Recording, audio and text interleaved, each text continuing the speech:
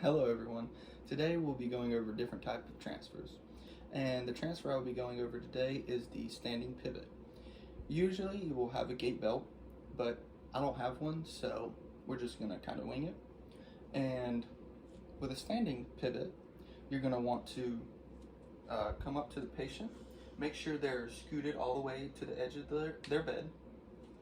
You're going to want to block their knees with yours, and you're going to want them to, whichever way you'll be transferring them to, you're going to want them to lean to that opposite hip of yours.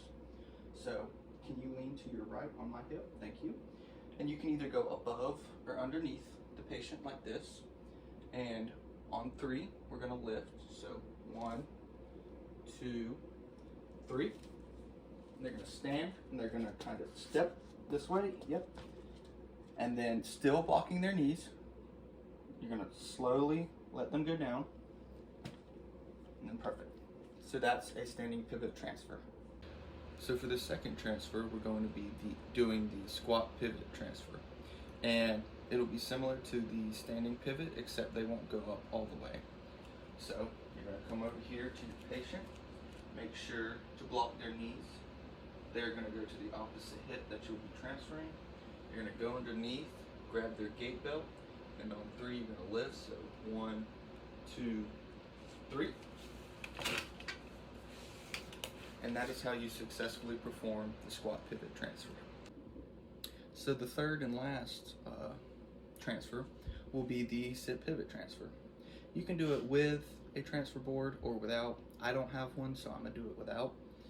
And with a transfer board, you'll usually put it underneath the patient's hip, the side that you will be transferring to, and you'll usually have their hand placed on the transfer board. Make sure they don't curl underneath it so they don't squash their fingers.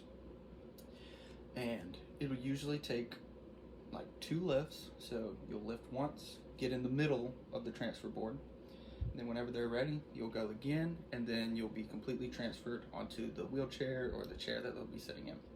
So I'm just going to do a sit pivot without a transfer board, so it'll be just one big movement. And similar to all the other ones, you're going to come up to the patient, you're going to make sure you block their knees. They're going to go to the opposite hip, and you're going to go underneath, make sure you grab their gait belt, and on 3 you're going to lift. So 1, 2, 3, come over, set them in their chair. You're all good? Okay. And that's how you do a sit pivot without a transfer board.